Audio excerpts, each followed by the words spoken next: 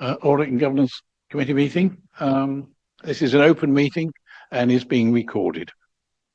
We have apologies from David Brown, who is in the States. The last time he gave apologies for being in the States, he was vice chair and even sent edits to the minutes whilst he was sitting in some airport, but not this time.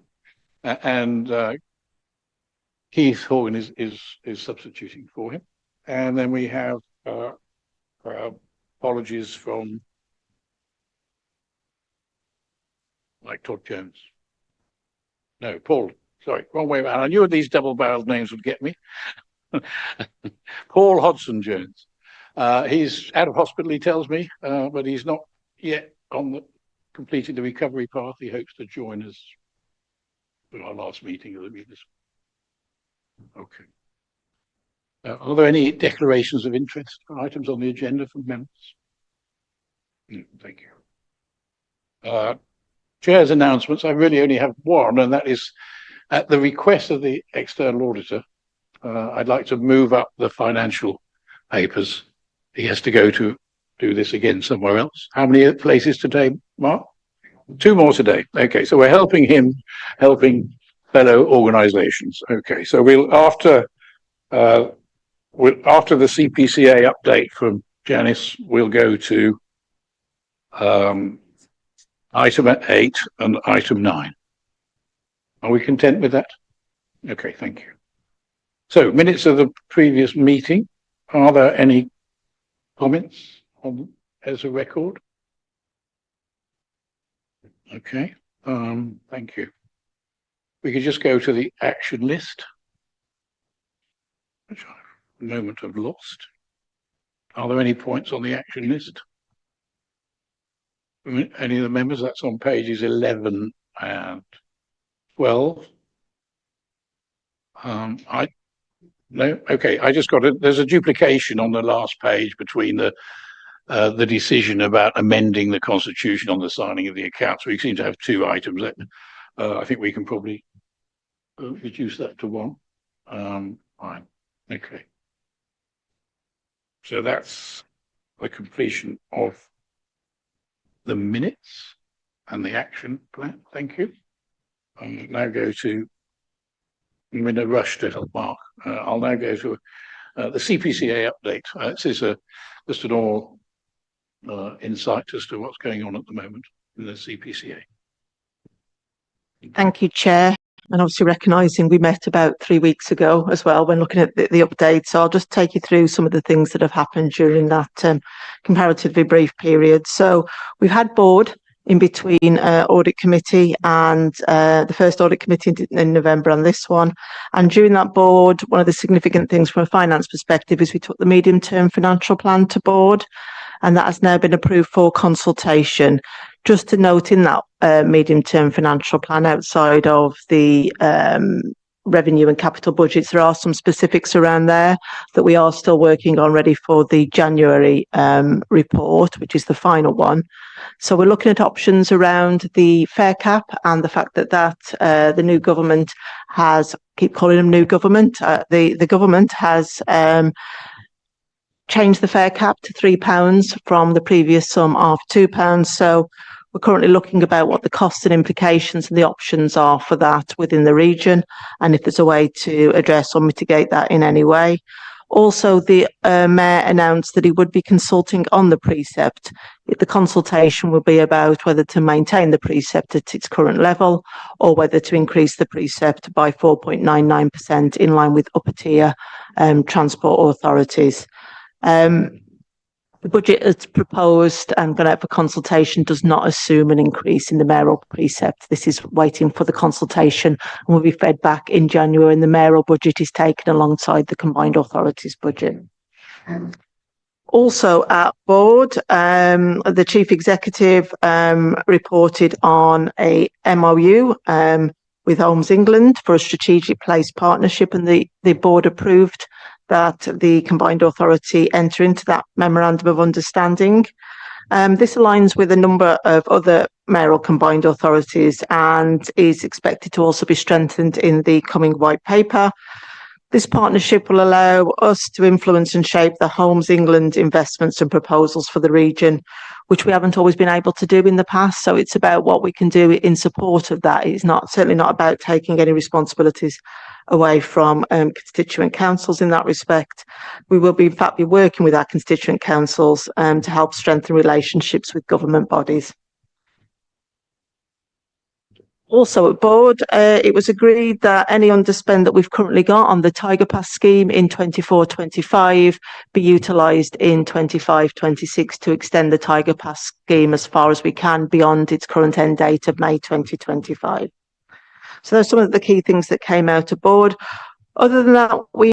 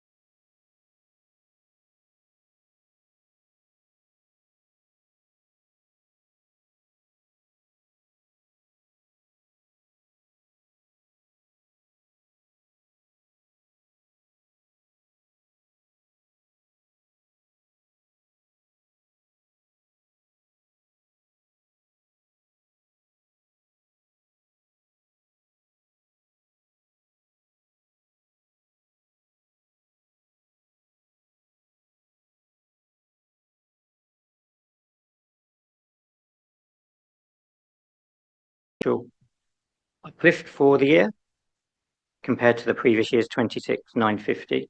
The scale fee variation in respect of 21-22 was for all the additional work in relation to the significant value for money weakness and reporting associated with that year. Yes, I appreciate that. And we haven't got scale fee variation for this current year, 22-23 yet. Not yet. So we don't know what that's going to be.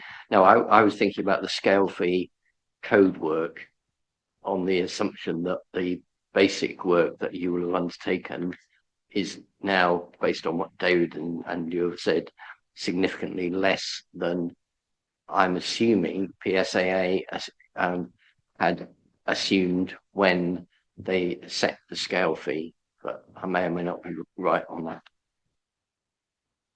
I think there is still some work that PSAA need to do to reconcile what their expectation was when they set the scale fee versus what the reality is in how you enact government legislation to disclaim an audit year or part of the recovery and the reset process.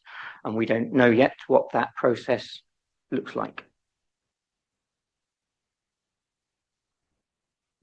Can I ask the other question I've got about the risks that you've identified earlier in the report and how significant they are and whether in fact they're any different to what you told us about last time? So we have to identify risks as part of minimum procedures. Those risks are consistent with both the prior year in terms of financial statement risks and indeed this next year, 23-24, which Rob alluded to in the audit plan that we presented earlier in the year for that audit. So the audit results report to the February meeting will cover a very similar set of risks and the assurances that we have been able to gain over those. Sorry, Jamie. There is one which is new for this year, and I've lost the page now. I don't know whether somebody else can help me out.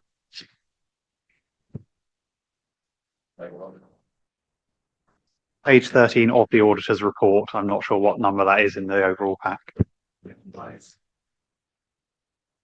So broadly consistent with the addition of that new one.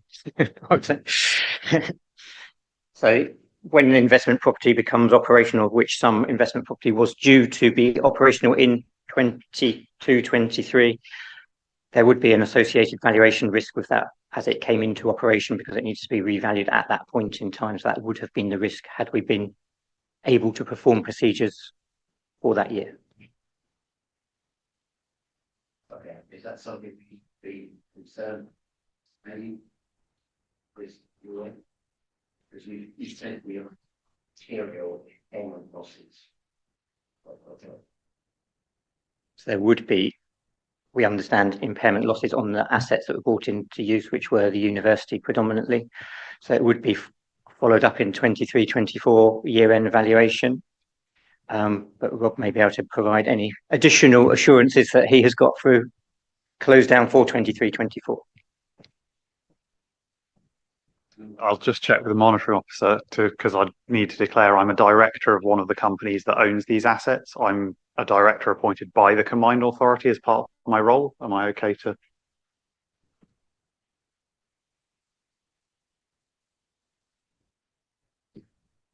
I think in terms just of commentary, you're not involved in influencing decision or voting or anything like that. You need to answer information, provide information. So from that point of view, I don't think there's an issue, particularly at this stage. Obviously, if we get to a stage where, personally as a director, you feel you're in conflict with your director duties and what you're having to do in terms of meeting, then we'll need to have a chat about it. Okay. Thank you. Apologies, Chair. So as Mark referenced, there's two subsidiary companies that the combined authority has set up to deliver the buildings at the ARU Peterborough site. Together, they've built the first three buildings on that site. During construction, you value the asset as an asset under construction, which basically just means you say its value is whatever you paid for it. So if you've spent £1 million building it, it's a £1 million building. Because those companies are there to rent out those buildings as a commercial prospect, once they're in operation, you change from valuing them based on historic cost to their fair value in use. So effectively, I'll talk about the ones that are in phase 2, the research and development building. They look at what the rental income on that building will be and multiply it up for, say, 20 years to work out what the market value is. There was expected, and indeed was, a substantial reduction in the value of the buildings when that valuation happened. That was expected and actually underpins why public money was needed to deliver those assets. Yes. There is anything significantly odd about the way you assessed it, which it sort of implies from here we have like material impact losses, but those are no more than Robert's put in his report. I can't provide any assurance over the balance at 31st of March 23, but what I can say is everything that Rob has just described is the accounting treatment that should be applied at a point in time when an asset becomes operational. The companies themselves also have audited accounts that are available online at Companies House, and they have received clean audit opinions through up-to-date accounts, including those impairment losses, if that's of use to the committee. Thank you. Mike, did you have a point? Did you have something you wanted to raise? No. Any other? Okay, I've got a few questions about handling. In the next item, it implies that the whole of this report would appear in the statement of accounts. Is that correct?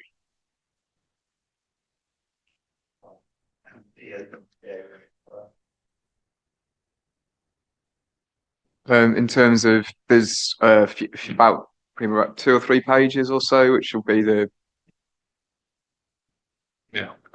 Thank you. yeah.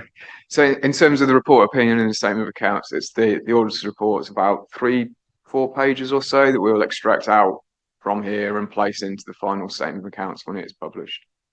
Okay, thank you. We will provide a signed set for you to include as opposed to cutting it out here, but yeah, same outcome. Okay. And then I was just wondering about the wording about what the final, is this a final report? Because at one stage we talked in the margin before the meeting, it says we expect to, and then on page 103, section 4 is the draft audit opinion. Is this the draft audit opinion or is it the audit opinion? So audit opinions are always draft until they're signed. So this is the final. This is a nuanced point here. No, subject to a typo that Graham has pointed out, which I will update for. This is the final audit results report, well, audit completion report to go on the authority's website. And then you will have a signed audit report, which Ian will put into the financial statements, which you also need to publish. Okay. So in the final version, the draft audit opinion draft will not be there. Just because if I'm just a lay person reading this, this doesn't read as being the final. We can take that off for you, Chair. Which is a segue into my next point, is that we've discussed about hitherto about how we explain, or do we need to explain, this fact that the accounts are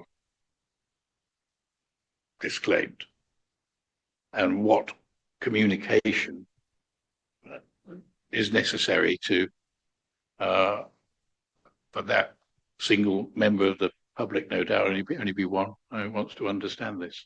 Are we going to put, is the CPCA going to put a statement, and is it prepared to go out simultaneously with the publication of all the stuff we're doing today? So I was just checking with Rob if we'd actually sent it out. Yes, we have. In fact, we've now published a press statement that confirms about the disclaimer, the backstop, and also the reasons behind this, and that it is a national issue, and the fact that the combined authority did have its accounts in on time, but it has been caught up in the wider issue nationally about audits of accounts. So that was published at the same time the papers were published for this committee. Thank you, Chair. Okay, thank you. And my last point on handling is how will this be are conveyed to the CPCA board, what is the normal process? And remembering there's a lot of the history of the qualification that went on before is in the report. How do you intend to offer this to the board so they're aware? So, as we've spoken about before, obviously the committee are authorised to provide the final sign-off, as you'll be doing. That said, the chief exec has a standing item, just like Janice's at the beginning of this meeting, where he reflects the significant events since the previous board meeting. We are in the fortunate position where we have an ex-financial director as our chief exec, so he's well versed on accounts and audits and well aware of the issue, and he'll be updating the board on what's happened and the implications of that. Okay, thank you. Are there any last points before we close this item with the thanks to the external auditor, who will stay for the statement of account session? Okay. All right. So what we have done, in case we wish, we have noted the report, which is what we were required to do. So now go on to item 9, which is the audited statement of accounts and annual governance statement. Well, it's been delegated, has it? Yeah, indeed. And I won't be keeping Mark very long. So as I say, I'll keep this brief, as obviously approving the accounts is a key role of this committee, but we've already had the previous item where you've discussed the key parts, and indeed the committee has received the draft of the 23-24 accounts already, so they've had sight of a more recent set of accounts. I will briefly focus on the areas that have changed since the draft accounts, rather than going into the detail of the accounts themselves. As Mark already mentioned, because of the minimal work done on the accounts themselves, there aren't a large number of audit identified differences to be reflected. However, we have updated these accounts for the findings from the 21-22 audit, which took place after the draft accounts were published. There's one material change from that, which is a movement of £20.2 million from cash and cash equivalents to short-term investments. And this is a change in accounting policy around how soon the authority has access to that cash.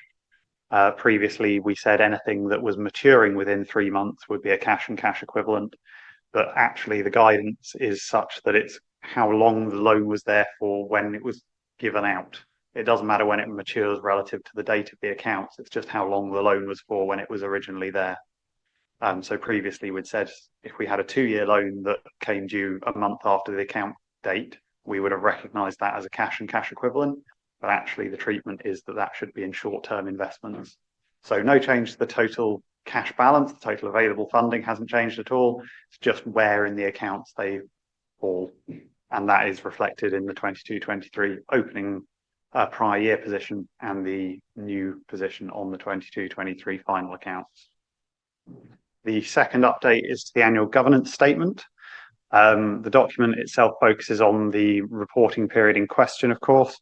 However, these are signed on the date of the accounts and so are updated for material events since that, and much like EY have reflected the second best value notice and its subsequent lifting, we have updated the annual governance statement to reflect the second best value notice and the fact that we've had confirmation from government that that has been removed and will not be reissued.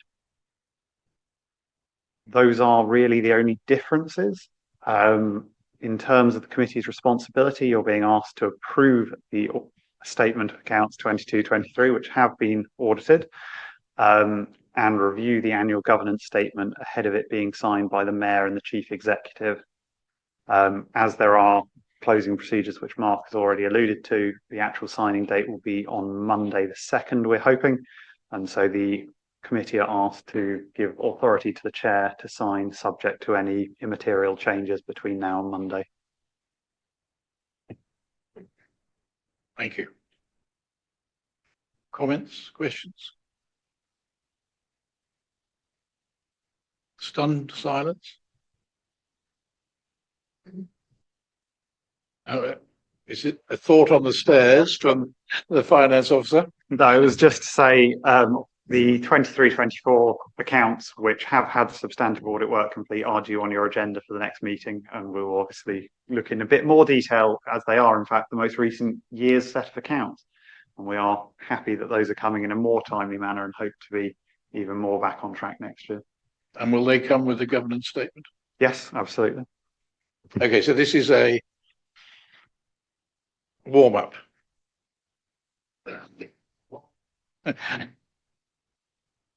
No questions, no comments. Okay, I only have one on page 240. I can never get there.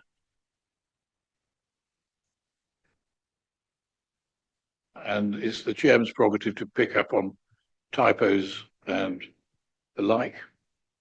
And I thought, no, yes, on page 240, it says that the political balance across the area and an independent person who chairs the meeting. So, member, that's my contribution to 80 pages of it. It's a good record, and I mean, I commend the putting together.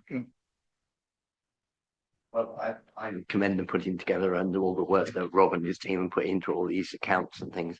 It doesn't mention David as another independent member, because it does talk about elected members and an independent person who chairs the meeting. But it's a time phasing. Oh, that's true. Yes, thank you very much. This is what I mean, when you read confused. or everything, that we have to remember that we're going back a long way. So hopefully that point will be registered for the next meeting, for the next government statement.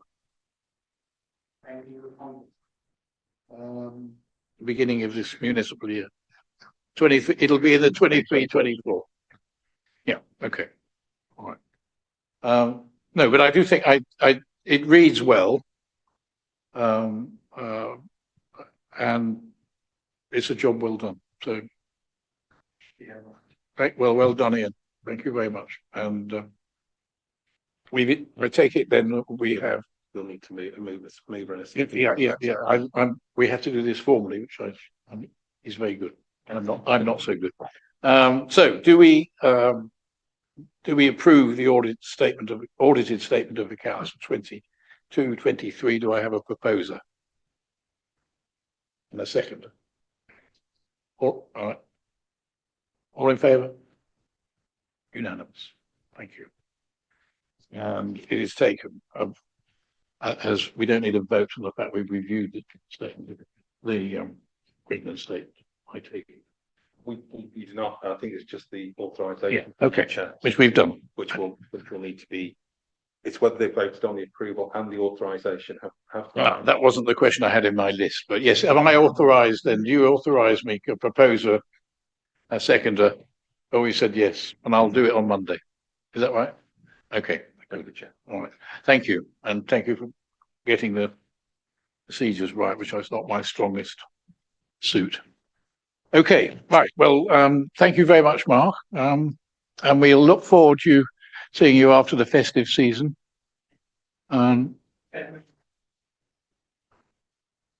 Okay, pleasure. Thanks a lot. Okay, so back up the batting order. We go to item 6, where Susan Hall is online, I hope. And she will introduce. I just think to bear in mind, we are asked to note this report, but I was advised I noticed it when I was reading the papers that the track changes did not read through for a technical reason. So you might want to consider whether we're happy with the way Susan introduces us, and the track changes are available, I'm told, online, whether we're happy to proceed on the basis of how Sue has persuaded us. Okay? Are you going to introduce us to this then? Yeah. Morning, Chair. Morning, members. Man on my right's going to do the introduction. He's going to do it instead. Okay. I apologise. It makes it sound like it's going to be a spectacular introduction, but it isn't. Chair, the situation is that I think we've got the auditor on as well. Dan is on as well, and the internal auditor asked to undertake a review of the data governance processes, and as a result, came up with a number of recommendations. As a result of that, we've been, and I act as CIRO for the organisation, so we've had a number of different policies which we've updated, and others which we have started to introduce. So on page 14, you'll see at the appendices at 4.1, you'll see a list of the documents which are attached. Our apologies that the track changes weren't in, but they are now, as far as we're concerned, more up to date. They will be subject to regular ongoing review, and we will continue to add. The issue over information governance continues to be a prominent one for all kinds of local authorities, and we find ourselves more and more requiring of these policies, and also we're undertaking a lot of more training with our colleagues in the combined authority, from everything from sort of data protection to cybersecurity and so on, and moving a bit broad, as the committee has heard about recently. So what we have is sort of an ongoing process, and we thought we'd bring an update for you to let you know how we're going on. Sue is here to deal with any particular questions that the members of the committee may have.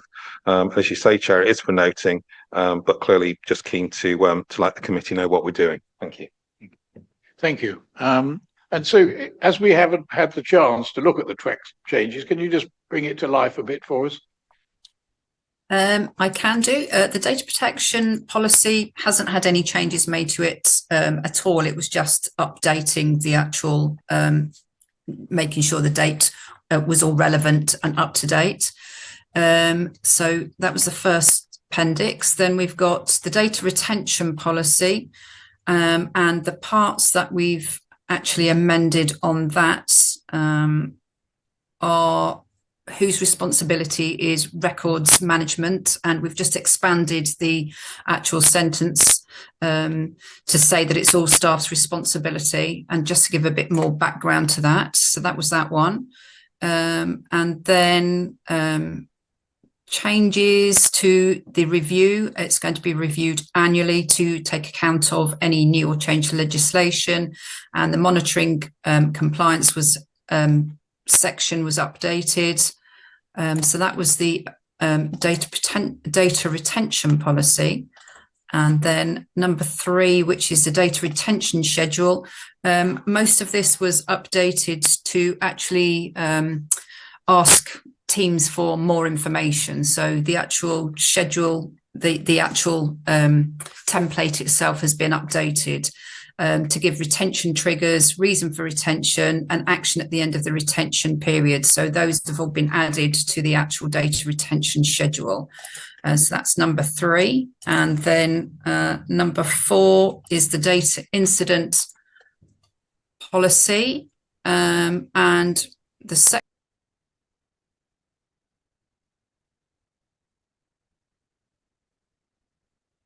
is quite a new section. And again, the roles and responsibilities, all staff, that's been expanded. So the last 2 paragraphs are new. And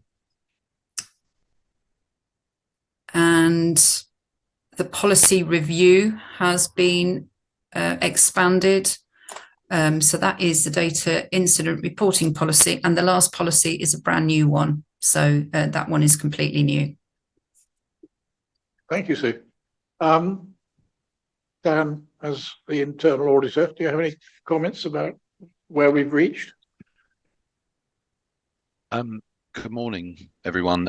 I think what I would say is this is really good news. What's particularly pleasing is this is a 24/5 audit, so it shows really sort of timely action that's been happening. We covered in a meeting earlier this week that I had with Janice and Rob, and I've sent Rob an email this morning just to confirm that we will incorporate this within our follow-up review, which is timed for February. I think the only action within our audit, which was the one high priority action that hasn't yet been implemented, wasn't due until the 31st of March next year. So I've also agreed that what we'll do is follow that up just in early April, so that I can incorporate that update to Janice and sort of wider members in the annual report that we pulled together. Usually we issue that by sort of end of April, beginning of May. So I think in summary, I would say the update is obviously really good news. We will come in and just sort of independently corroborate, what the updates that have been made. I think that's my views, Chair. Thank you for that positive input. So, colleagues, any comments or questions? Gary. Yeah, probably just to echo what Dan said there. When I had a look through, I've had a look through the track changes there as well now. So yeah, it seems to be very much in line with what I would expect of possibly of a commercial institution in there as well. So I think it's very comprehensive, very good. I agree with Gary. I think this is very comprehensive. My only thought was, does it specifically refer to ex-members or ex-officers and what their responsibilities are? And if it doesn't, should it? I'm thinking I was handed a confidential document by an ex-county councillor yesterday and told to take it in to New Shire Hall and get it shredded. But he shouldn't have even had it. He should have got rid of it when he declined to re-stand for election several years ago. So I'm just wondering whether or not this is strong enough in thinking about ex-members or officers.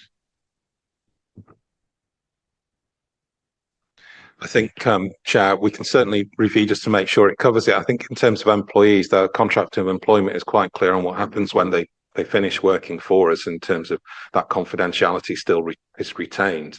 And clearly, if we found that there was confidential information being released by people who used to work for us, then clearly we would look to take some action about that.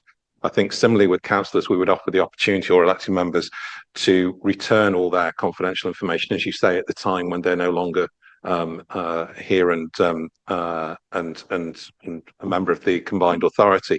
But if we need to be more explicit about that, we can certainly do that and make sure through democratic services we're being very clear on those members who are leaving us about bringing that information in.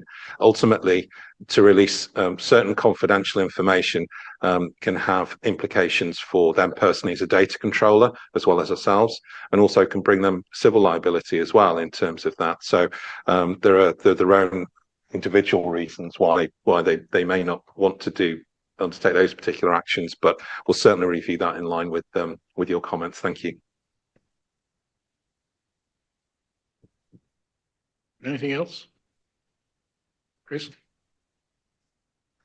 Thank you, Chair. Just on the data retention policy, I just note on page 6, there's a change showing removing and bags, whereas on page 7, the bags are still there. Under hard copies of records, I just wanted to raise that for consistency. Which page is this? I haven't got the agenda pack page. I've got the data. It's the data retention policy.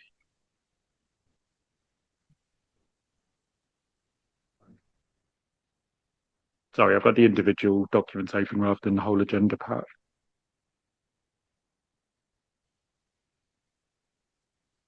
So what page in the policy? 6 and 7.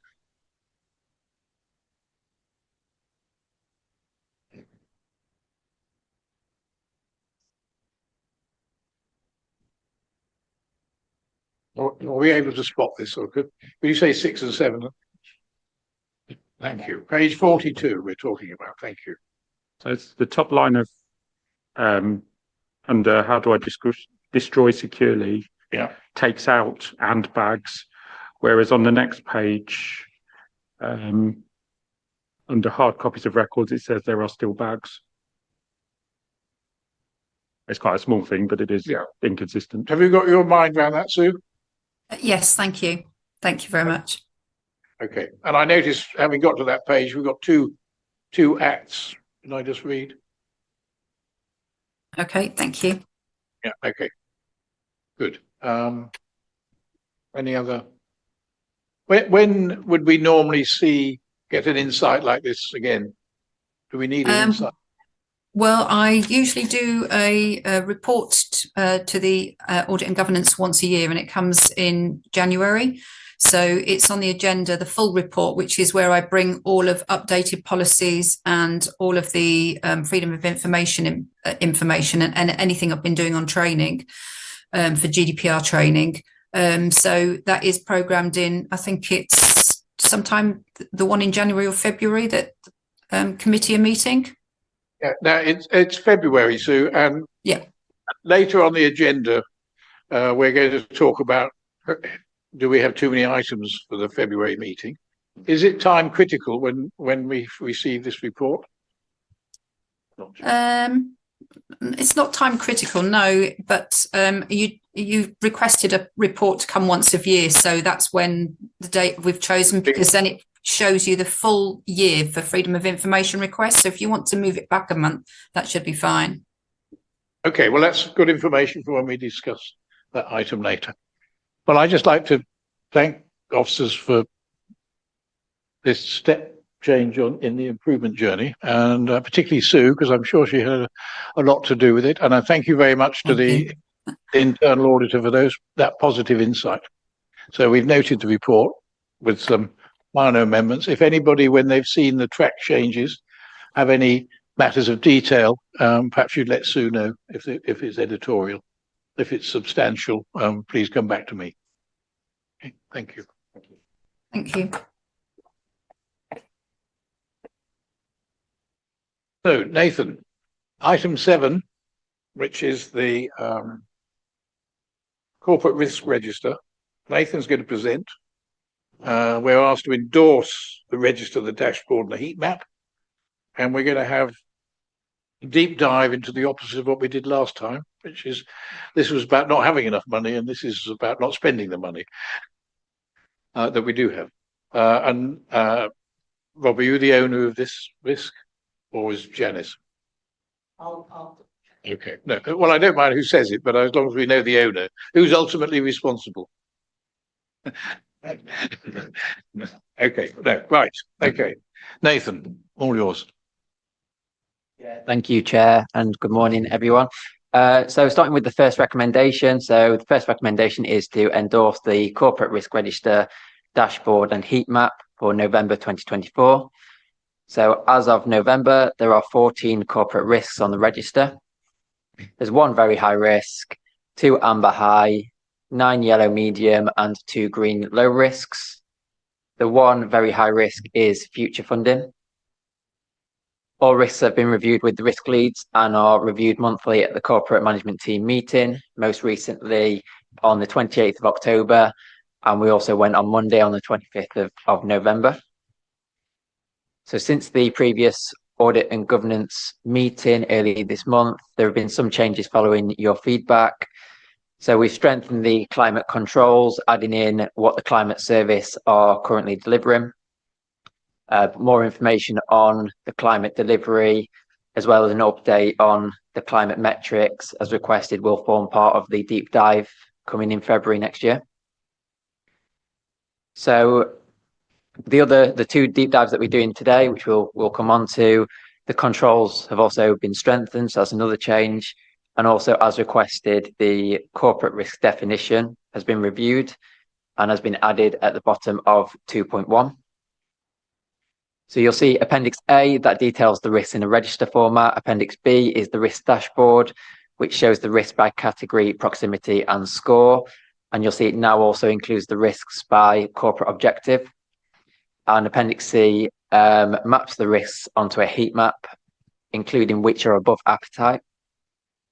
So Appendix C shows there's 2 above appetite. So that is future funding, which is the very high risk, and cybersecurity. So for cyber, this is simply because data and management information appetite has changed from cautious to minimal, following the approval of the new appetite statement at board on the 13th of November. So the risk has been reviewed by the risk owner, an extra control has been added, but the score remains the same. So it's not gone up, it's not gone down, it's remained the same. Regarding the risk deep dive schedule, so we've got climate for February, and we agreed we'll come to February with a schedule for the next financial year. But please, if you do have any suggestions on what we should review over the next financial year, we'll add that into the proposal in February. Yeah, so before we move on to the deep dives, do we want to stop there for any questions? Yes, please, Nathan. And it was pleasing to see the number of updates we've made in response to the comments from the committee at our only 3 weeks ago. Do we have any comments on the risk register before we move on to the deep dive? Yes, thank you, Chair. Just wanted to ask about the University of Peterborough future expansion. So I'm aware we're going through our local plan process at the moment in Peterborough. I was at a meeting of the members working group yesterday, so we're looking to be out to consultation early in the new year. There is, in my view, a considerable risk that members will not approve the land that the combined authority and university partners want, because it's on the embankment, which is a political hot potato in Peterborough. So how are we looking at consulting with the City Council to ensure that land either is available if we need it, or we have certainty when it isn't? Who is best to be able to respond to that? I saved you, Nathan. So I'd say we're in pretty much continuous communication with our partners at Peterborough in respect of the academic core. So what we refer to as phase 1 and phase 2 of the phase 3 of the university, the ones that have teaching facilities in, they're delivered by the Peterborough HE Property Development Company, and Peterborough are on the board of that. So there are monthly or bi-monthly, depending on the frequency needed, of meetings of the board of that company. So that's got CPCA directors, including Janice, on it, and there are PCC directors, I believe, Adrian Chapman. So there is an ongoing dialogue with with officers from PCC to make sure the company and the combined authority are up to date on what's being considered there. My concern is not with the company or the directors on it. It's more the political situation in Peterborough, whereby the ruling group is less than a third of the councillors. So when it comes to votes on the local plan, I'm expecting some of them to be very political and not necessarily what might be expected. We do have a tendency in Peterborough of making that kind of strange, what looks strange from a business point of view, decision politically. Okay, thank you. Do we think that the risk, that element of risk, is sufficiently recognised in the assessment, in the risk register? As I mentioned before, we're happy to take your comments on board for the next 12 months when we're scheduling the deep dives, if this is something you prefer. No, but I meant is the description of the risk. Janice will. Yeah. Okay. Yeah, I think it's a case of how alive are we to the risk. Obviously, you've mentioned that now. I'm not sure whether it's been fed back on an officer to officer level. So it's about I suppose making sure the colleagues within the PCC or within PCC report that back to our own officers, and then we can start to recognise about whether that's therefore a risk that should be within the risk register, rather than or second guessing it, if you like. If that is materialising from an issue into a risk, then we should be recognising. But we need that conversation between Peterborough's officers and those of the CA. Yeah, so we don't have a steer at the moment on how members are likely to go, but I know members are on the whole against plans, for example, to put a football stadium on the embankment land, and the university land is next to that. But we should get a better indication in January, I think, when we've got a scrutiny of the local plan going to the first stage of consultation. Yeah. In that case, then, if we ask Nathan that when he does the next iteration of the risk register, but to make sure he picks up that particular comment with colleagues within economy and growth. Thank you. Yeah, thank you very much, Chris. Gary. Just a quick one on the cybersecurity risk on there. And I'm sorry if I missed it, but is it possible to get a copy of the unredacted version back up there, please. Yeah, apologies. We have recently been redacting the data, and we need to send that to you via email, and we can absolutely do that. I'll check with Matt, but we've done that in a previous month, so I think that is okay. Matt, do you want to confirm? Yeah, you're aware of the reason why it's redacted. Obviously, for members of the committee, you're entitled to see that information, and we're happy to provide it to you. When we do, we'll just mark it clearly as being confidential, and then if you need to discuss it further, and we believe it's a matter that can be taken into part 2 at another meeting, as we've done in the past, then we'll do that. But certainly, we can arrange for you to see that unredacted on that basis. Thank you. Okay, thank you. Thank you. Just on the bus reform, Janice mentioned in the introduction about the change in the fees. Are we expecting any increased risk because of that, or are we still confident we can go ahead as are and that won't have any impact on delivery of what's just been consulted on? At the moment, when we're looking at any changes to the fare cap, we'll only be aligning them to whatever the government's timetable is at the moment. So that's prior to anything taking place on franchising. So we're aligning to that one, and then we'll see what happens as at December 2025, if that's the case. But as I say, that decision hasn't yet been approved yet at the Combined Authority Board. So we'll be setting all that out and the options to the board in terms of making their decision. Thank you, sorry. Sorry, just add to that, because it's come up in the bus consultation events as well.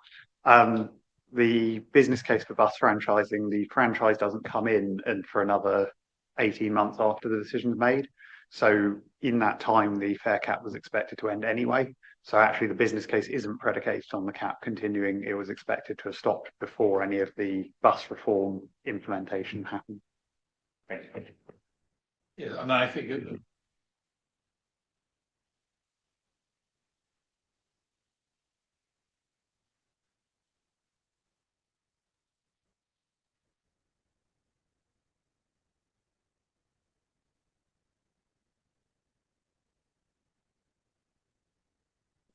can I just come back on the conversation that Chris and Janice have just had about local plan and Peterborough University?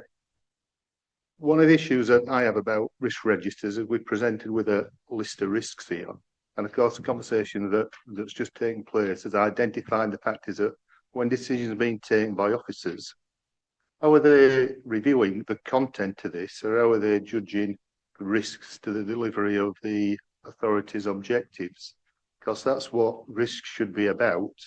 How do we mitigate risks to delivering the objectives that we've got? And we just had a good example there where Peterborough have identified something that's current and live, but the authority is unaware of.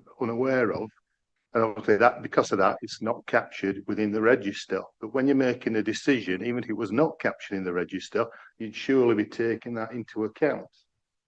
Oh, that's what, as a layman, that's what I'd understand. So I suppose my question really isn't about the register. Well, this question's not about the register as such, but I suppose it's about our management taking the content of this into account when they're making decisions. Because if they aren't, what's the point of us reviewing it and looking at it?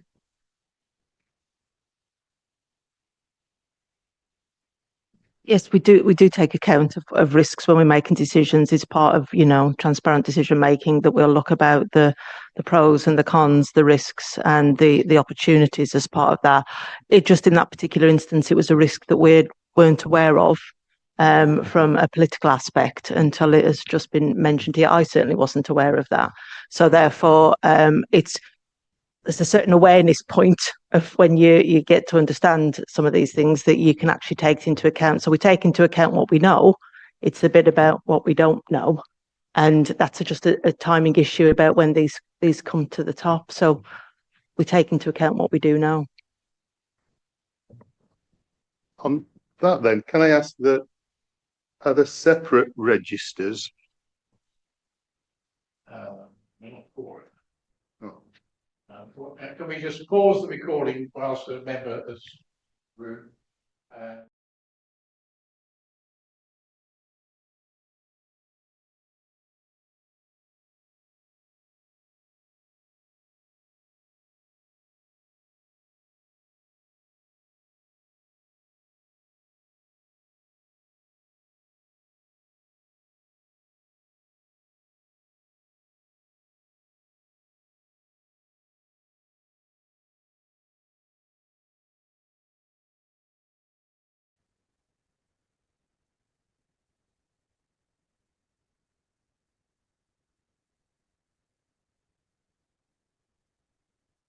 All right. All right. Thank you, Chair. Just following on from that then about some of the issues. For example, there's some really big issues that we're talking about here: bus franchising, Peterborough Station Quarter, and then of course Peterborough University. Are there separate registers for each of those projects? Detail registers? Yeah, that's right. So there's almost three levels that we do risk registers for. So at project level, so for the projects that you just mentioned, each have a risk register which they update regularly. Then at a service level, so if we're talking about the transport ones, there's a transport service risk register, which only yesterday we went through with the transport team.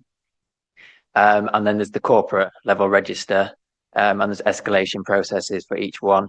So previously we've had a transport one be escalated and de-escalated from the service level transport one up to the corporate one. But yes, in answer to your question, there's risk registers for the projects. And just come back one further one if I can, which is risk, the equality impact assessment one, whatever number that is, or what page it's on. Have a look. It's on page 83 and it's risk number 13. In the controls column, the risks are written as though they're not written as controls, they're just written as actions that we may be undertaking. And I'm wondering if it could be written as control. So you will undertake rather you are undertaking. Training will be undertaken rather training is being undertaken, rather than, if that's okay. And just get a computer to work. Just on that, you've obviously come from very high to medium, and one of the actions is to be done tomorrow, which is about the equality impact assessment. Is that going to be achieved? So just on the first point, absolutely right. The controls are written as actions, so we need to reword that to say EQIA training is being undertaken and is part of a regular process. So we'll make amendments on that with the risk lead and risk owner. I haven't got the information in front of me unless anybody on the call has, regarding whether the EQIA legal review has been undertaken. We've got the target as the 30th of November on that action. So we'll be checking up on that in the next couple of days to check it has been taken place. But we can come back to you with more information on that.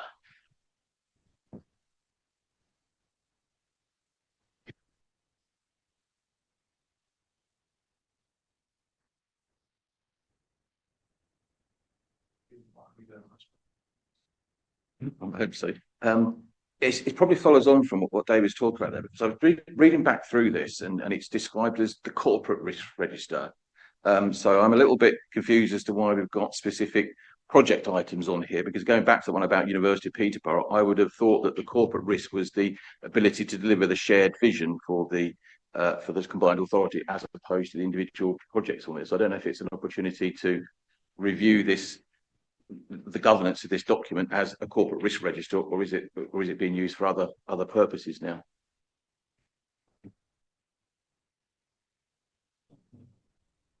Yep. So the corporate register is the top layer of the three layers Nathan was referring to. So where it is indeed corporate across the authority, not corporate services, and items get on it by being flagged as to be considered for escalation from program service risk registers that sit below it.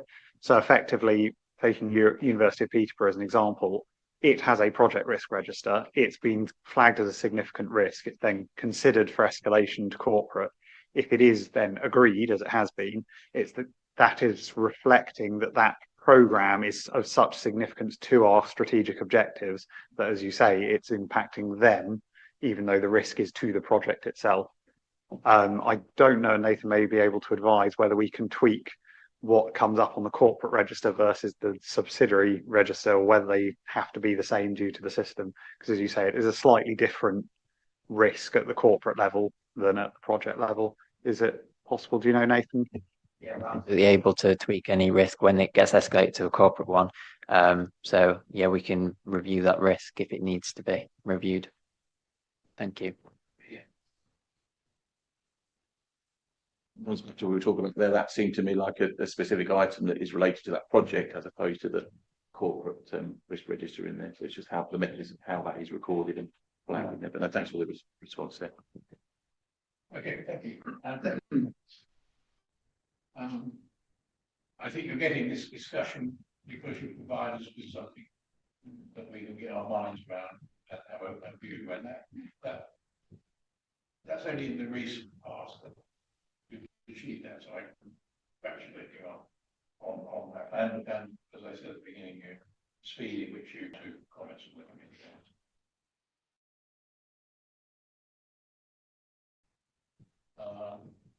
Who is going to take us on that?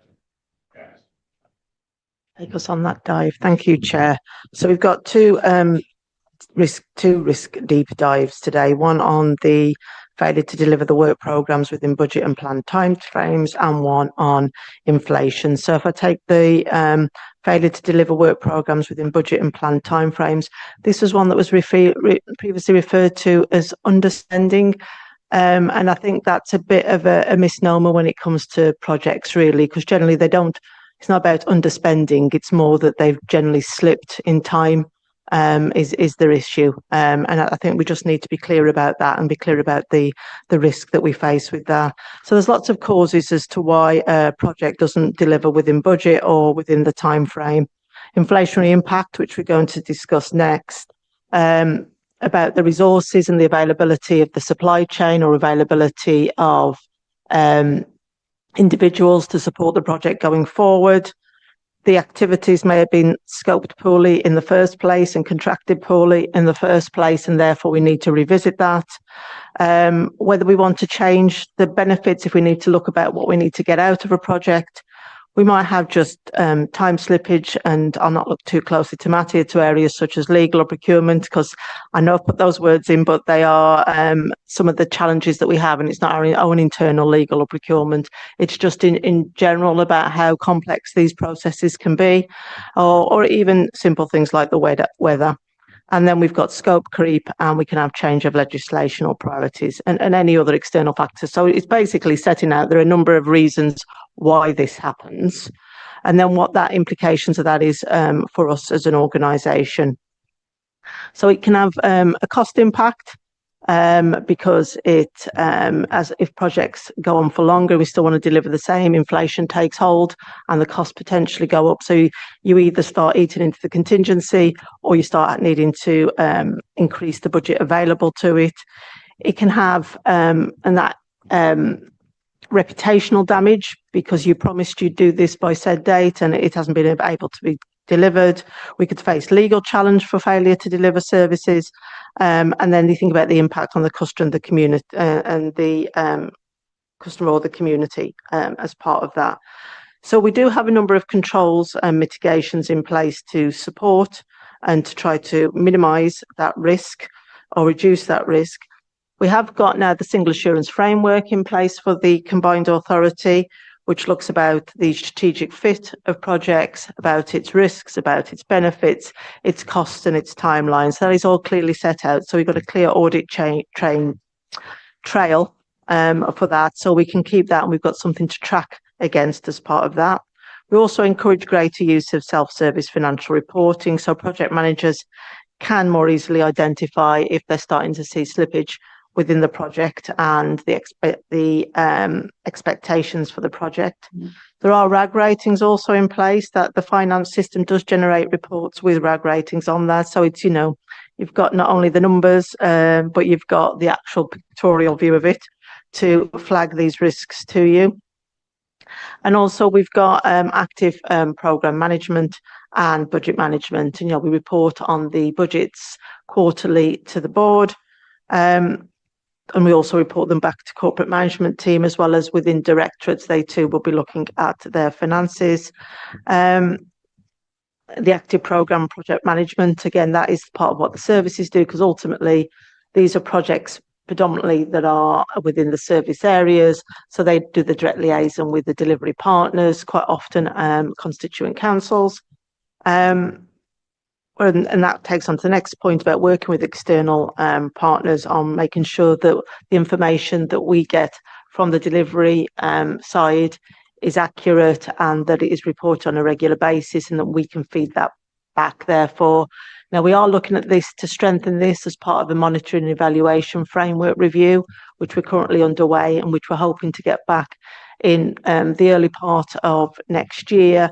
I think we're aiming for around about March next year, but obviously we're working now with partners across the combined authority and also our delivery partners, mainly the constituent councils, about how they themselves monitor and bring it back and to make sure that we can feed that in properly and we've got that routine and that rhythm of operation taking place for that.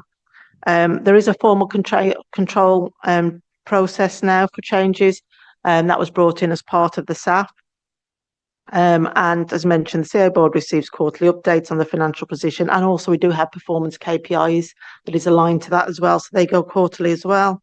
And we do have an area on key risks for our most significant projects, and that is taken not only to board but also to investment committee to review that.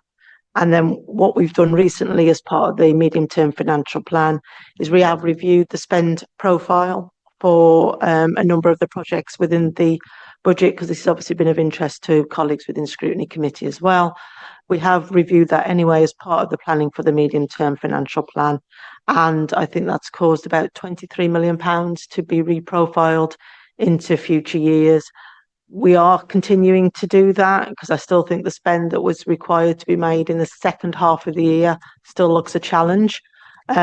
So we are continuing to work with people to ensure that they perhaps aren't being too optimistic in their belief about some of the way what can happen with these projects, but also to make sure not only about being realistic, but if there are any blockages, is there anything that we can do in order to facilitate these projects and programs moving more swiftly through. So I think that's it. Thank you, Chair. Thank you. Any comments? No? Okay. Oh, sorry, David. Thank you, Chair. Can I just ask on page 91, which is Appendix D, how are the risks that have been identified under risk 22 in the strategic register, which is about recruitment and retention, reflected in this risk? As this risk is about delivery of projects, and in the top line you're talking about lack of resources, including supply chain, taking resources to be people.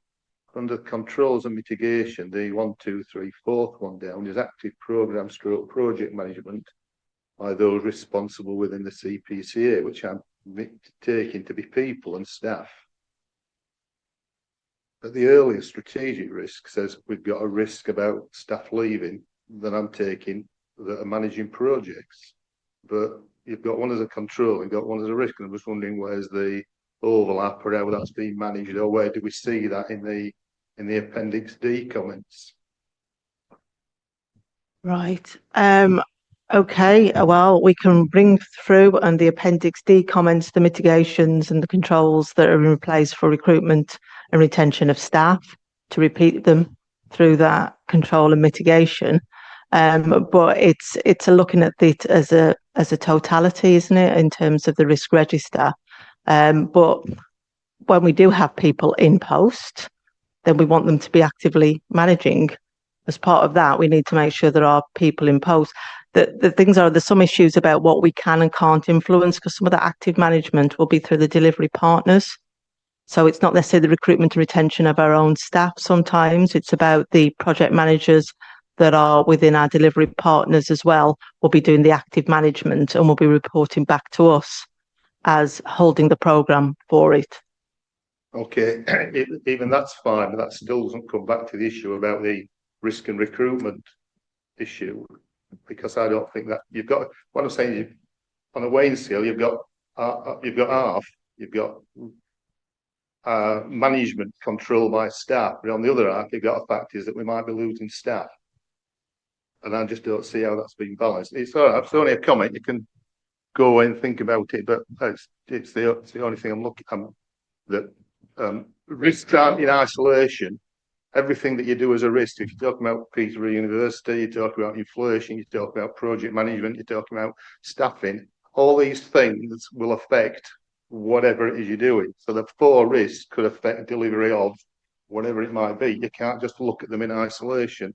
They're all linked together. I mean, we don't, well, it's just a fact. Risks aren't looked at in isolation. They overarch everything that the authority will be doing. The second point, if I can, which you talk about, is projects reported to the board, where they're showing to be likely to be over budget or time, so they're not going to be delivered, and you've just talked about £23 million potentially being put forward to next year's capital plan. How do we get assurance as a committee that actions are being put in place to manage those issues, so that going forward, there's not a need to get £23 million moved from one year to the next, for example? Or, you know, it talks about Peterborough, it talks about Peterborough Station Quarter potentially having to be pushed back, I think, my reading of it, because you've got some issues about conversations with British Rail about the station. I don't know, because I don't know anything about it. I'm just reading what it's told me. And again, I suppose that's another one, is that risk affects this risk. But again, the question is that if you're going to be over budget or time, how does this committee get assurance that things are being put in place to make sure that projects that have been signed off by the board are going to be delivered, and that there's going to be lots of promise, but no outturn. Thank you, Chair. Through you. Well, the assurance is working to the controls and the mitigations that we're putting in place, but there will also be specific project reports as and when needed as well that will do that, and we'll bring it forward if we've got any specific issues that arise. But it's the controls and the mitigations that we're able to put in place, and the effective reporting, a regular reporting of it, highlights that, and then we will highlight the actions that are being taken if that has come to pass. I mean, it is an issue with large and complex projects. Quite naturally, they have risk attached to them. They have issues of lots of involvement of lots of people in them, and bodies in them, and they present risks.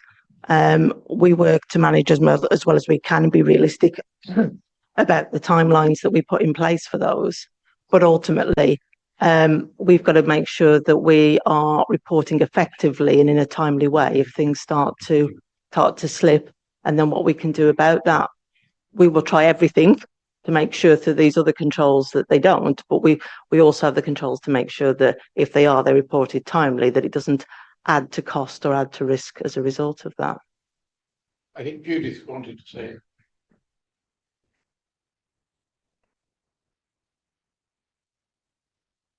I just thought it would be helpful perhaps if I said a few words from the perspective of myself as the kind of exec director for place and connectivity, and just to bring some colour to the kind of detail that Janice is setting out there. So within, obviously there are a number of major capital projects within the transport area, and indeed the passenger transport area.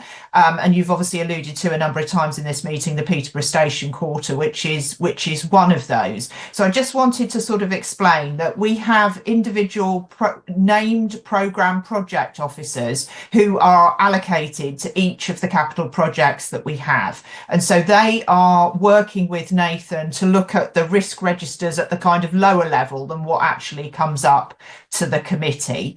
That is then overseen by a transport programme board, whereby the assistant director of transport therefore oversees all of the projects and indeed works with finance colleagues, and indeed, because much of the funding is from DFT, to report updates to DFT as well. So they again are looking at spend and delivery risks at those meetings. We then have updates on those key projects that go through our Transport and Infrastructure Committee. So, for instance, they're updated on the progress of the Peterborough Station Quarter and what those risks are. And again, that will be on other projects as well. And indeed, that covers strategies that we're responsible for delivering, as well as projects and capital projects that we're responsible for delivering. So that goes through there. And then obviously, in parallel to all of that, those risks are captured, and where they are considerable and perhaps near or over any of the risk appetite of the CPCA, that obviously is then overseen by CMT and then is brought through the committee and through the reports on risk through there. So there are multiple layers at which it's managed and at which we are given information which we can then check and challenge and intervene if that's felt necessary. Now, obviously, the nature of that intervention might change because it might, as Janice has very clearly said, involve conversations and discussions with organisations that we've commissioned to do particular pieces of work, or that we understand that actually, you know, there are cost overruns, and then we need to agree how that's going to be handled, whether it fits within the contingency or needs to be value engineered. In other words, the costs need to be reduced in another area in order to bring it in on budget. But hopefully that provides some kind of detail from the Place and Connectivity Directorate about how we manage those risks, and to assure you that all of those conversations happen, which contribute, I believe, to sort of effective risk management and bringing those risks down where possible, but accepting that we've got the strategies in place to manage them and report them where they continue to exist.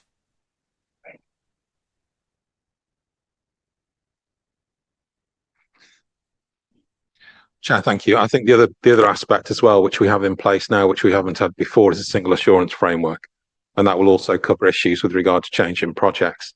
Now, whilst there may be a de minimis aspect to certain projects in terms of changes, where there are significant changes, which then does include consequences as a result of time delays, then it may be that I advise that then goes through the SAF process to go through investment panel and ultimately possibly to investment committee as well. So I would add that as another level of assurance in terms of what may be required in terms of in relation to some of these particular aspects as well. Thank you.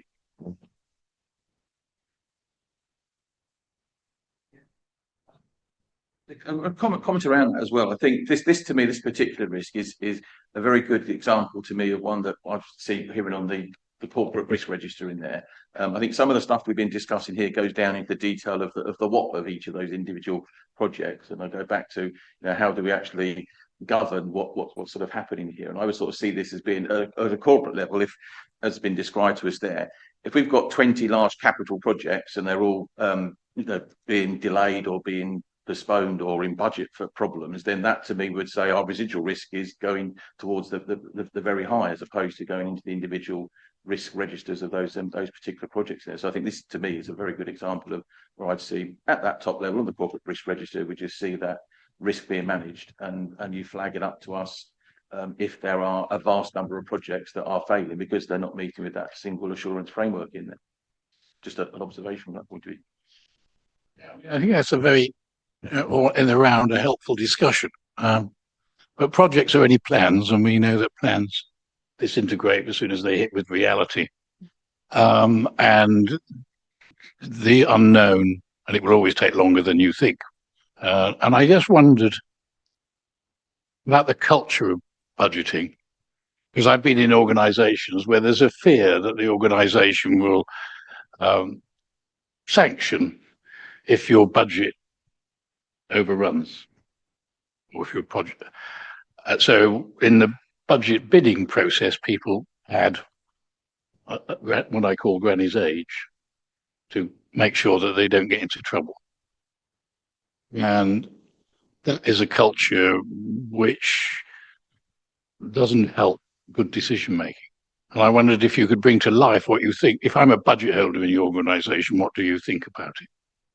Can I trust the organization that if I get it wrong, more money will come, and then I might be more honest about the bid I put in. Does that resonate at all about the way things are done on budget setting and the scrutiny of budgets?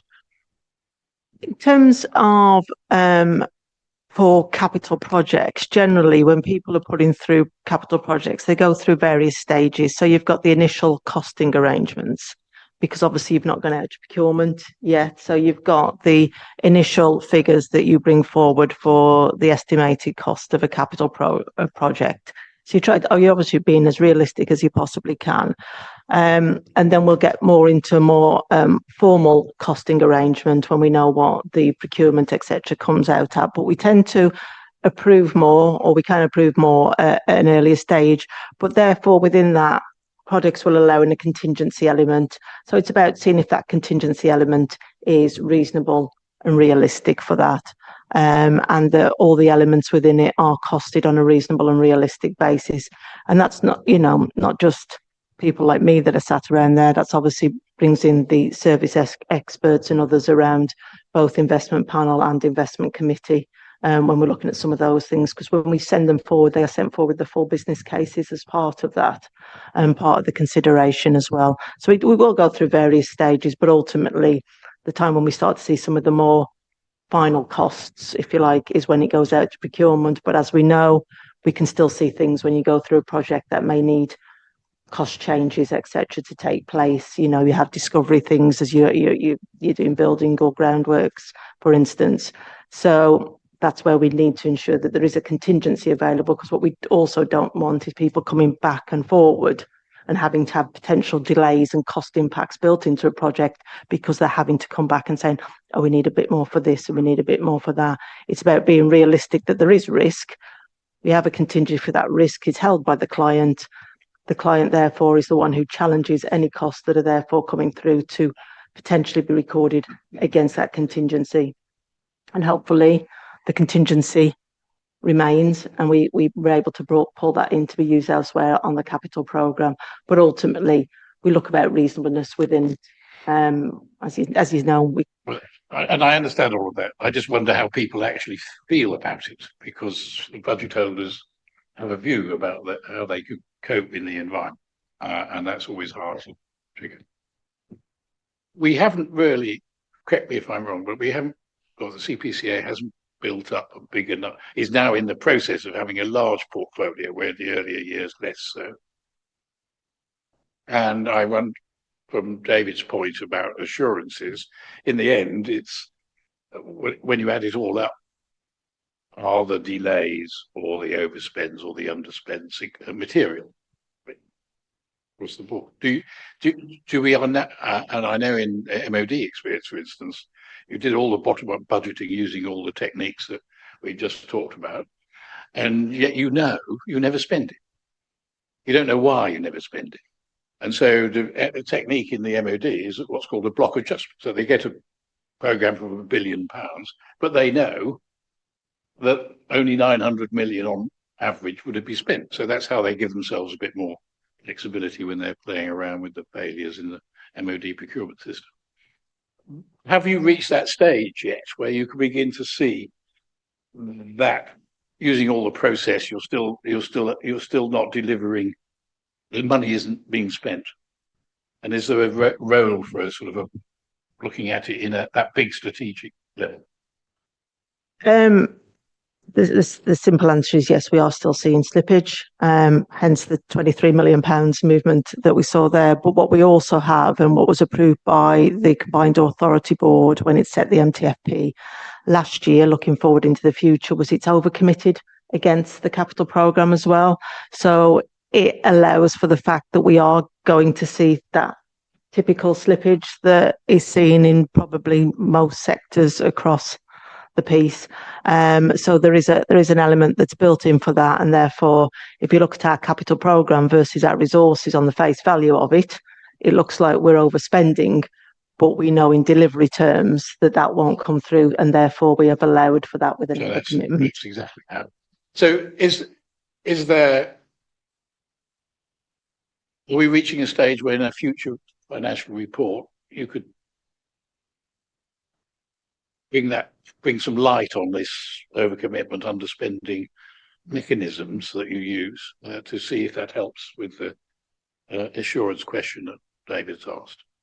I'm not giving you a date. I just wondered it. I think maybe for the future years, because your performance reporting, which we haven't actually seen much recently, must be telling you this. So maybe either a combination of a finance and a performance report on how these big at the strategic level are working. I don't have any answers, but perhaps you could think about it. Well, just to say, Chair, we're currently going through this with our scrutiny committee as part of the budget setting arrangements. So we've done 2 phases of work with the scrutiny committee, both looking at the in-year spend figures, of which the delivery and slippage has been mentioned as essentially one of the main factors. If you look at the work of the combined authority and generally where it spends its money, that's not unsurprising. And then we've also got phase 2 where we look at setting the MTFP for 25-26 onwards. And again, that looks at that issue about the over programming and about utilisation and delivery against services. So well, just to reassure committee that we are actually doing this with colleagues from scrutiny committee as well, both through a working group, and it also gets reflected in the of the scrutiny. And if colleagues do wish to look at the medium-term financial plan, you see the reference to the overcommitment within that, but also the feedback from the scrutiny committee in relation to that specific item as well.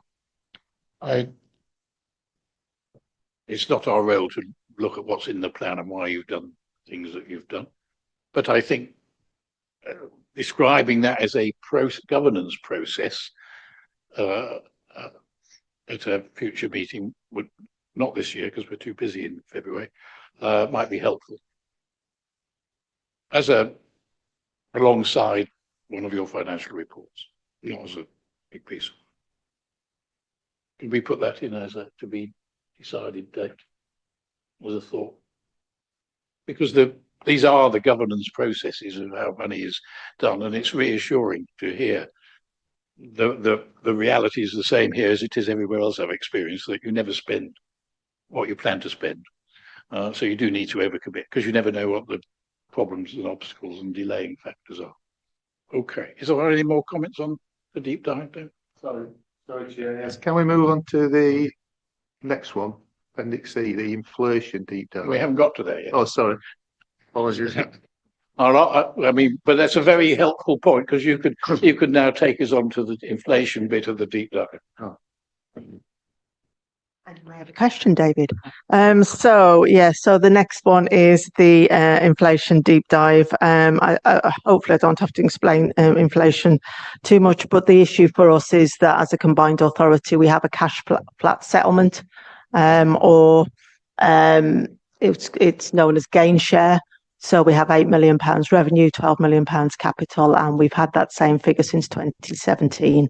So we've had no inflation uplift on that, but unlike a number of local authorities, we do not have the ability to, say, use council tax generally to support the vast majority of the services that are supported through that.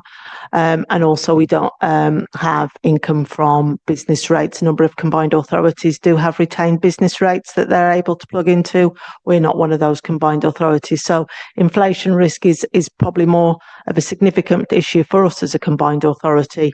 And that is also not only linked to the general cost increase, but also when looking at the expectation of government and others placed upon the combined authority about delivery of certain projects, schemes, growth agendas, whatever it may be, that impacts back.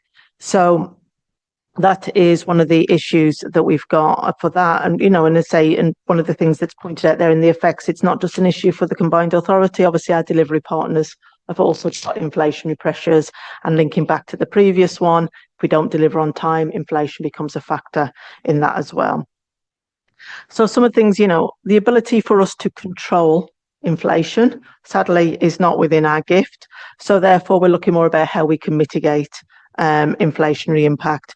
We are continuing, and have always been, but we are continuing much more strongly now, especially with the growth agenda, to lobby government about future funding. We had the deep dive on future funding risks and uncertainties at the last one, and lobbying certainly features strongly within that. And thankfully, as part of the October statement, the government were starting to recognise about the the position of mayoral combined authorities and looking at mayoral capacity as part of that.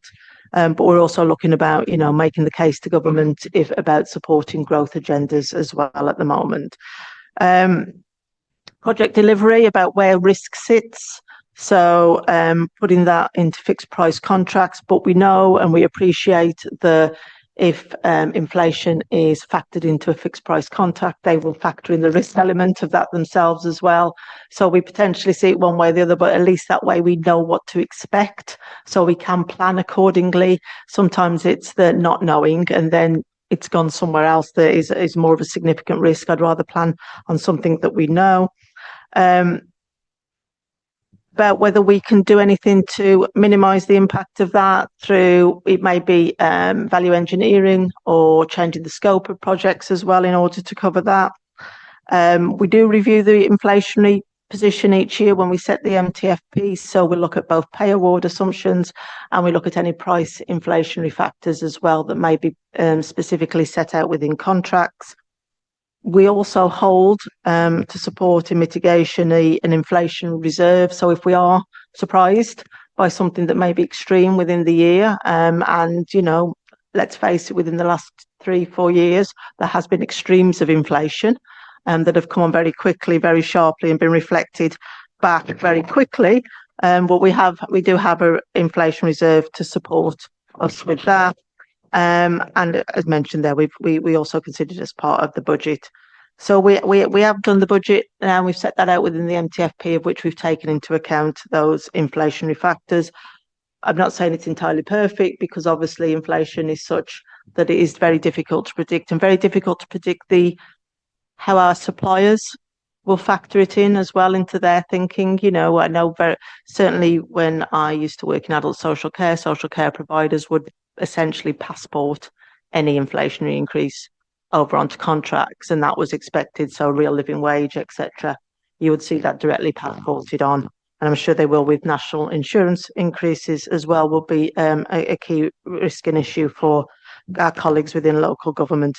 So we look to do and account for what we can and what our assumptions are around inflation as part of the MTFP. And to pick that through, in terms of just the comments to update it, the last CPI was 1.7% announced in September, and I know the government, within their general view of inflation in the years looking forward, it's roughly around just over 2% over the next 4 to 5 years in terms of their assumptions. So we're not assuming anything significant going forward in inflation. I say the main issue for us is more about the fact that we don't get any inflation proofing in our funding. So it's just how we continue to manage that ongoing impact within our funding. So thank you, Chair. Thank you. Gary. Yeah, thanks, actually, for explaining that. The only thing for me is, I think, as a risk, I think that the risk is actually that we have a non-inflation linked devolution settlement, and it's not that inflation is the risk, because as you described there are a lot of other factors like increases in national insurance and employees national insurance in there that affect that risk of not having a non-inflation linked devolution settlement in there. So I just wondered if maybe the term of the risk, or the name of it, or description needs to change or be expanded a little bit. Yeah, and that's possibly the case, because obviously we know it's rather than it's the risk is that it will impact on our ability to deliver due to the fact that we don't have a inflationary. Yeah, essentially, yes. Thank you, Mike. You had a comment. Thank you, Chair. Following on from what Gary was just saying, and given that the government has put combined authorities kind of front and centre of a lot of delivery in the future, then those negotiations, the lobbying of government for a more sustainable sort of funding settlement going forward are really critical. And I know there are indications that is hopefully will change for the better, but it will be useful to have reports as soon as possible that might be sort of soon on the horizon. Would be helpful. One other point I was going to make is we recently delivered in Cambridge a fairly significant capital project, which was it was a fixed price contract, and it was actually critical. In fact, the budget would have gone massively overrun had it not been. So just what is the capacity and scope out there in terms of contractors and fixed price contracts, no doubt negotiated and allowing for their own sort of what they might consider to be the inflationary impact. And is there, are there lots of possibilities for some of our projects in terms of fixed price contracts, which might be much more helpful in terms of mitigating that inflation effect in the future?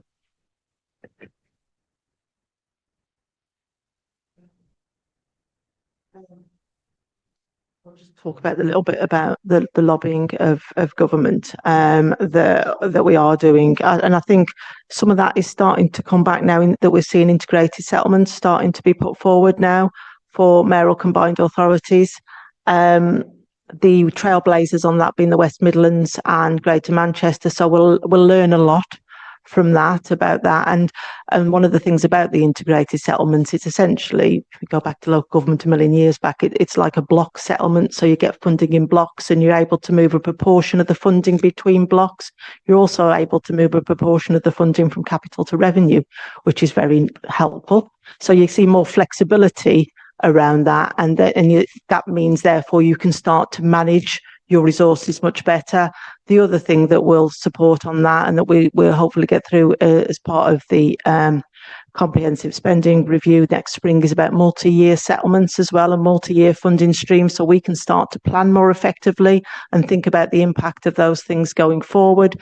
So I think that's a good point of not lobbying just by ourselves, but lobbying by the sector as a whole, both local government, mayoral combined authorities, to support that. So I think there are some good, strong points that are coming out about how lobbying has been effective in doing that. But whether it gives you any more money, I think is a moot point. It might be more about our flexibility and how we utilise that money is less, and therefore we can think about that as well with greater local determination, rather than national or departmental issuing of, you must do this with this amount of grant, and if you spend it outside of that, you're not doing this, and so therefore that flexibility will hopefully be able to make us work more efficiently and across the piece with it. So I think that has had an impact, that lobbying.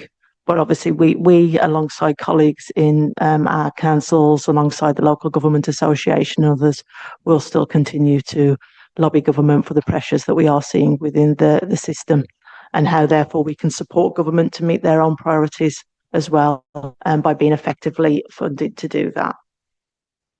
Fixed price contracts. Oh, go on. I suppose the 2 point. One is we're absolutely aware of that as a good tool for transferring the risk to your operator, and where we have a significant level of control through some of our subsidiary companies, they've utilised fixed price contracting, for example, the delivery of phase 1 of the university. It was very challenging to try and get those contracts when inflation was running as high as it was. I imagine the market is now coming back towards that being an opportunity.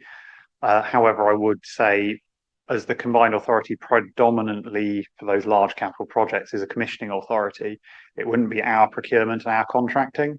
So for the vast majority of our capital programme, we provide grants to constituent authorities, and it's their contracting and their procurement. Obviously, we can influence that as a funder, but ultimately it's their processes and procedures that we'd have to work through. You had something? No, it's been answered. Okay. Thank you. I think that's been very, very helpful. And to my mind, it shows the benefit that comes from a deep dive, because we all have to be on our toes a bit more, don't we? Good. We have to, he says, looking at his note. So I take it we're endorsing the corporate risk register in the dashboard, subject to the comments we made. And we appreciate the deep dive and the opportunity to ask the questions. Next month's deep dive next meeting's deep dive in February is climate. And the mayor did suggest that the lead member from the board came. Has that been arranged? Yes, in fact, it's Judith who was with us earlier. No, I think he meant lead member. Sorry. Yes, I think he meant the councillor. Okay. But it's gone out. We'll wait to hear back. Okay. If you need to work it a bit, then maybe you can ask Janice or the chief executive, because it was the mayor's suggestion, which is gratefully received. Okay. Does that close this item? Okay. Let's go on then to item 10, which is our work programme. And as Anne put out in the covering paper, in addition to any comments people have got on the work programme, is what do we think of the agenda for the last meeting of the municipal year? There was a view that it's too much. So that's on page 266. And we can either gird our loins for a long meeting. I mean, I'd be reluctant to unnecessarily defer work into the next municipal year, because I always like to leave the stage with a tidy arrangement. So the choice is, do we just get on with it and recognise that we might have a long meeting, or would we like to see if there's anything that could be deferred? Add Chairman to that, on page 266, which is February's agenda, we've just, the minutes of this meeting, the minutes of the last meeting that we've just agreed, said that there's going to be a report brought to that meeting about audit and governance responsibilities being impacted by the introduction of the investment committee, and I don't see that on that. So apart from that, there's another item that we've said would be introduced, but doesn't appear to be on that list, not unless I've misread it. No, you haven't misread it.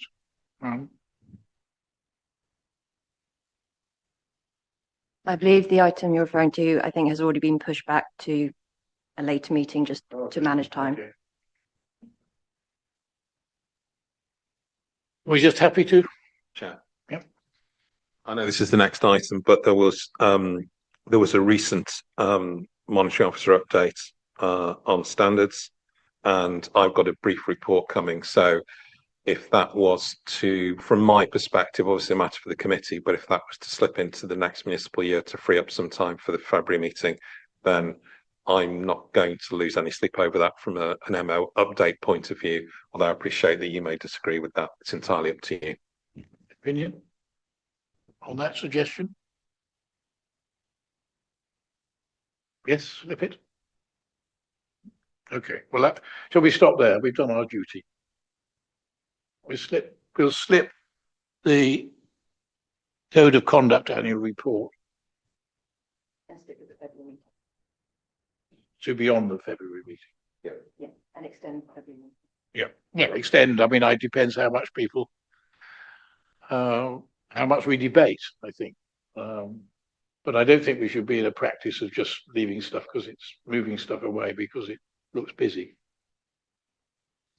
Talking aloud, I think probably we should go with a long meeting. But could the corporate risk register be postponed? Because unless it will have significantly changed, do we need to see it at every meeting, or could we see it every 6 months or so? There's a variety of views on that. One view is that risk is so important it should be in every meeting. We certainly need the deep dive element. I'm open to opinion on the rest, whether on this one occasion we leave the risk register item or not. I'm open-minded. I guess I'd like to ask how often the risk management group meet such that the risk management register would be updated, because that might determine how often it needs to be reviewed. If it hasn't been updated because the group hasn't met, then I would concur with Councillor Graham Wilson. But if it has met, there could be changes, and therefore you need to review it. Corporate risk registers should be reviewed on a monthly basis by individual action owners, and I believe it's reported to CMT on a monthly basis as well. So it could change on that level of frequency. Well, I think that was the you clean bold. Then we'll keep it, and we'll just work longer if necessary. But actually, the amount of debate and the materiality of the points we raise can adjust the timekeeping. Can I add to that? If we were going to get it, could we then just add an additional column or something that said unchanged, new, changed, or again, so that we don't have to go through each line or whatever? Just not from point of discussion at the meeting, but a point of me sitting Now, this is the reading point. Yeah, of reading it. You know, it's like we had all the information about data protection, a lot of information, but we were just being asked to note something. So we're not recommending it. So we're being asked to note in the same way of that. So it'd just be handy if you could pick out what's been changed so that we could focus in. Generally, Chair, in the covering report, Nathan will pick out the key changes that have happened since the previous one. So, for instance, where we've changed it from underspend to not delivering to time and to budget, he will highlight some of the more significant differences that have done that. So we'll put that in the covering report, and it's only quite a brief covering report, so that should outline that for you and the committee. Okay, I see notes.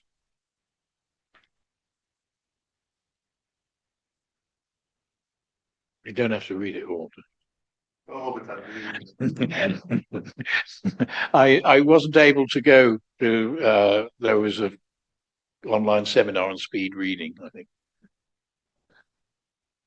But it is it's an art as much as a science, which bits you read.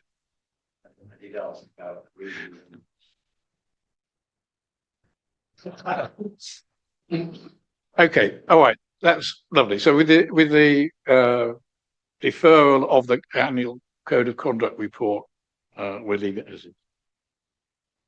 And are there any other comments on the work plan? Okay. Yeah, right. What do I do next? I do the date of the next meeting, which is that we had some discussion about it last time, and I got myself confused because I had too many entries in my diary, but we've gone nap on the 21st of February. Is that all right? And next Monday, I think we still have my favourite subject, which I am going to attend. Is there not a development session on treasury management at 10 o'clock on Monday morning? This is our final indigestible piece before Christmas. But I do encourage you to attend, because even though I am light-hearted about it, it is extremely important. Virtual mince pies. That's as best you can get in this day of austerity. Okay, good. Thank you. So we go on to item 12 now, which is the code of conduct date. And the monitoring officer will introduce. Yes, thank you, Chair. I appreciate that my predecessor had reported to this committee not too long ago, I don't think, with an annual update. So the reason for bringing this today was, there were three reasons really. The first was something I'd already mentioned, which I've seen the work programme for this committee in the new year, and I didn't want to let anything slip for too long, so I wanted to make sure we could come here now. Clearly, whilst we've moved the annual report, if there is anything urgent on us from a standards point of view that we need to report, then I will put that in anyway. But so that was the first thing. Secondly, of course, as a new monitoring officer, it falls into these two bits. First of all, for you to know what I'm doing, and secondly, to get a steer from the committee as to whether there's anything particularly that you want me to start to focus on in any more detail than I was planning to. So it is just a brief report, but it's just to give you sort of an update really on where we are. Obviously, I have a report later which we'll keep for the closed session if you're happy to do that. So in terms of the complaints, since the last report to you, there have been no new complaints received. And we have 2 outstanding matters which we're dealing with, and I'll say no more about that in open session. That's the issue for the complaints. In terms of the independent persons, I've now spoken to one of them and conversed with them over various issues as related to my duties and their responsibilities within the Constitution. What I'm proposing to do is to take an annual membership with Howie Ainscough, who are well known in the standards world. And the reason why I'm proposing to do that, Chair and committee, is because if an independent person is contacted, has an issue with regard to something they're asked to consult on, or is contacted by a councillor who's subject or an elected member who's subject to a complaint, they may want to seek some independent advice. And I'm always conscious of making sure there is true independence there. And by having this ability for them to speak to somebody outside of the organisation and not just listen to me all the time, it does demonstrate that sort of integrity in the process over independence, and allow that to be done. And also from our point of view, it does allow us access to certain sort of materials and to be able to give them a call occasionally if we need to. But that would be the main idea behind it, and that's something which I'm going to proceed with. There's also, the committee have asked for details of the job role, which is Appendix 1 on page 275 of the paper. So that is just there for the committee to review if there's anything that they want to have a look at. Obviously, there are some statutory issues around in the independent person in terms of their distance from elected members, working for an authority, being an elected member, and so on. And also to talk about training. And just to let you know that we did hold some training online on the 11th of July. That was presented again by Howie Ainscough. There were 17 elected members in attendance.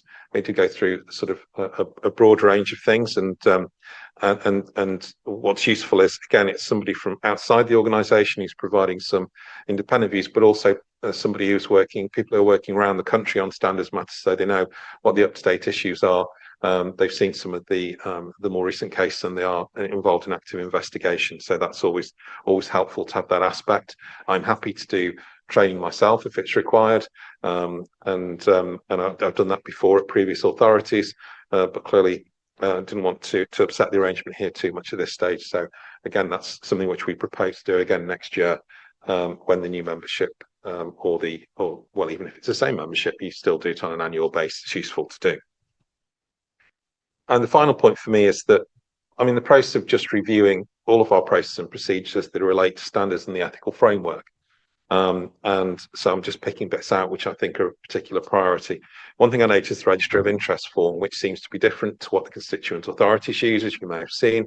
I think perhaps we can amend it to make it a little bit more in line with what other authorities do. I'm going to try and speak to my fellow monitoring officers in the constituent authorities and see whether or not we can amend the form. So I appreciate some members, you may have to complete them for 4 different tiers of local government if you're on parishes and districts and counties, and here as well. So trying to make that process more joined up and better for you, given you have those legal responsibilities there, is something which I want to look at. So I shall be reviewing that and hopefully bring in a revised form, or at least consulting with you, even if it's online, if I don't get a chance to come back to committee before the new municipal year, just to say this is how we're going to do it. Obviously, it will still comply with statutory guidance and requirements, just to make sure that we're in line with everything. So that's just a very quick run through of what I'm doing at the moment. As I say, I'm grateful for any input from yourselves as to any things you want me to look at. My proposal over the next sort of 12 to 18 months is to come back to this committee with reviews of different policies and guidance, also to see how well the code of conduct from the LGA model is settling in with the organisation as well, and just to show that we're continually doing what authorities should do, which is continuing to review these policies, make sure they're fit for purpose, and make sure if there are any changes that we need to look at, that you're consulted on them. Thank you. Thank you very much, Matthew. Comments, reactions? support for the program, the way ahead that's been outlined? Good. Can I just ask where we are with independent persons? Could you remind me on their tenure and when the next recruiting will be? Good question. I specifically wasn't expecting that, Chair. So, do we have any idea? Can we circulate that around afterwards? It's just that I remember I was involved in the recruiting process at some stage, and the CPCA decided to have 2 independent persons.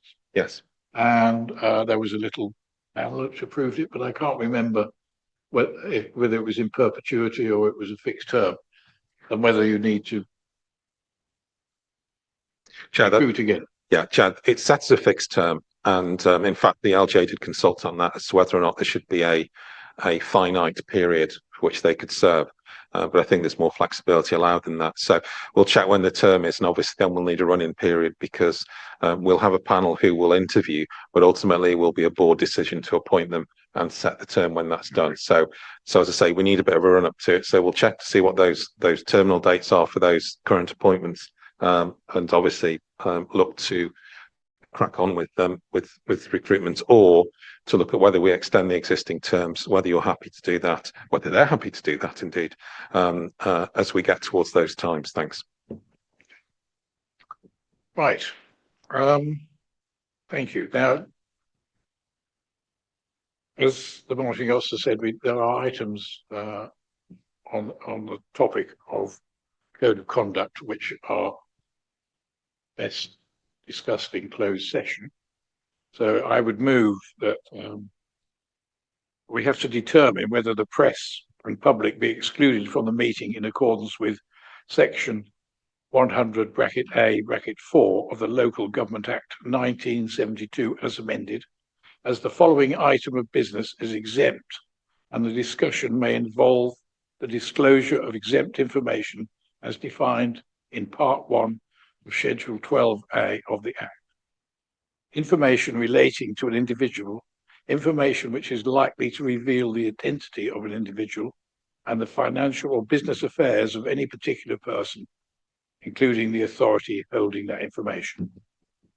So the committee needs to agree by a vote that we go into exempt session. Do I need a forward? I propose then that we go into exempt session. Do I need a second? The vice chair will second. Okay, and we agreed. Yeah. Right. So